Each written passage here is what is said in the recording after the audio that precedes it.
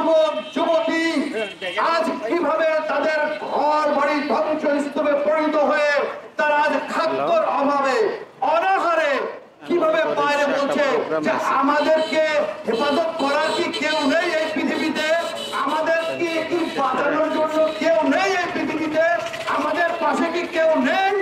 তোমাদের কি লজ্জা হয় না? আমরা তো মুসলমান। তাহলে আমরা এক মুসলমান হয়ে যদি কোন ক্ষমতাধর ব্যক্তি চাই সে যে দেশেরই হোক না কেন যদি বলে থাকে যে ফিলিস্তিন ওটা তাদের আভ্যন্তরীণ বিষয়, তাহলে আমরা বলবো যে যদি কোন দেশে পবিত্র কুরআনুল কারীমকে পড়ানো হয় অবশ্যই সেটা সে দেশের আভ্যন্তরীণ বিষয় হতে পারে না। যদি আজকে মক্কার কাবাকে ধ্বংস করা হয় তাহলে ওটা শুধুমাত্র মক্কা বা আলে সৌদের ব্যক্তিগত বিষয় হতে পারে না।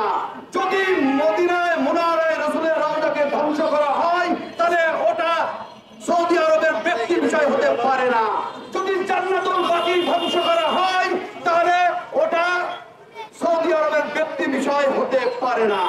আমরা যদি ইতিহাসের দিকে তাকাই আমরা দেখতে পাই যে সর্বপ্রথমে এই ইহুদিরা চক্রান্ত করে মুসলমানদের লেবাসে মুসলমানদের মধ্যে তারা দরে দরে মুসলমানদেরকে বিভক্ত করার জন্য বিভিন্ন ফিতনা সৃষ্টি করেছে। আমরা দেখতে পাই সর্বপ্রথমে কবর পূজার নামে 1925 সালে 100 বছর পূর্বে জান্নাতুল বাকি ধ্বংস করা হয়। আরে মানিক ভাই সরে যান না। জান্নাতুল বাকিতে কি ছিল? আমরা দেখি জান্নাতুল বাকিতে ছিল জগৎ জননী জান্নাতের সকল নারীদের সম্রাজ্ঞী মা খাতুনে জান্নাতের রওজা শরীফ ছিল। সেখানে আমাদের জান্নাতের যুবকের সম্রাট ইমাম হাসান আল মুস্তাফা তার রওজা পাক ছিল, সাহাবীদের রওজা পাক ছিল। অথচ মাজার পূজার নামে সেই রওজাগুলিকে জান্নাতুল বাকিতে আজ থেকে 100 বছর পূর্বে ধ্বংস করা হয়েছে।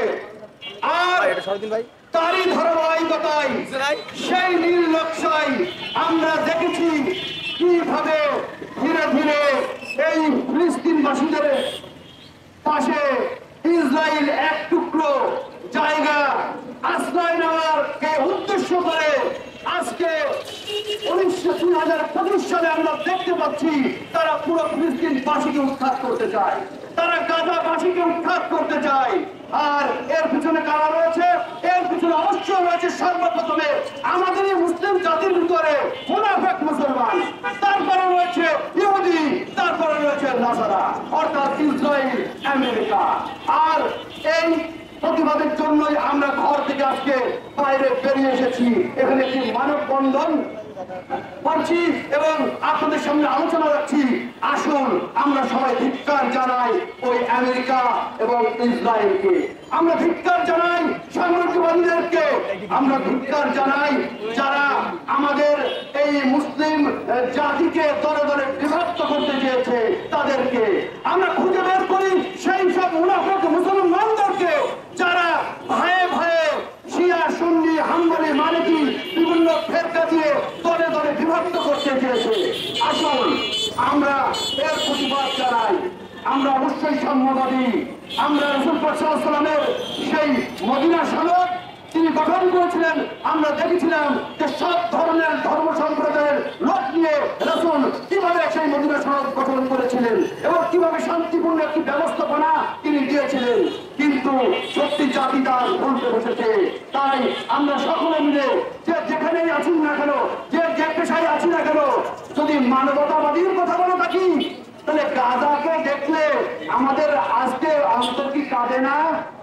আমাদের চোখ থেকে কি অশ্রু বিসর্জন হয় না?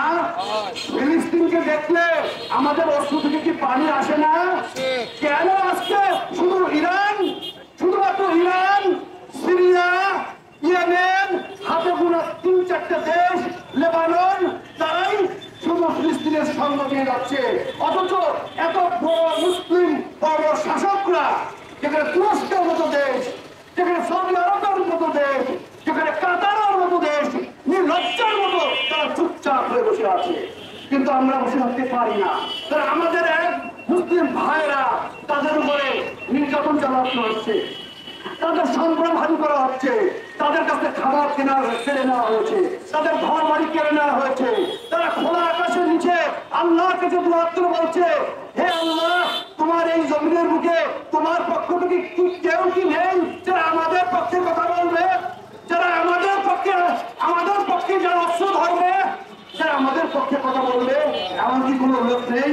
তাই আসুন আমরা যে পেশাই থাকি না কেন, যে ধর্মে আমরা মেরে থাকি না কেন, আমরা ঘর থেকে বেরিয়ে আসি এবং সর্বোচ্চ মানবতাকে সর্বোচ্চ শিখরে স্থান দেওয়ার জন্য আসেন ফিলিস্তিন ও গাজাবাসীদের পক্ষে আমরা আমেরিকা এবং ইসরায়েলের তীব্র নিন্দা জানাই এবং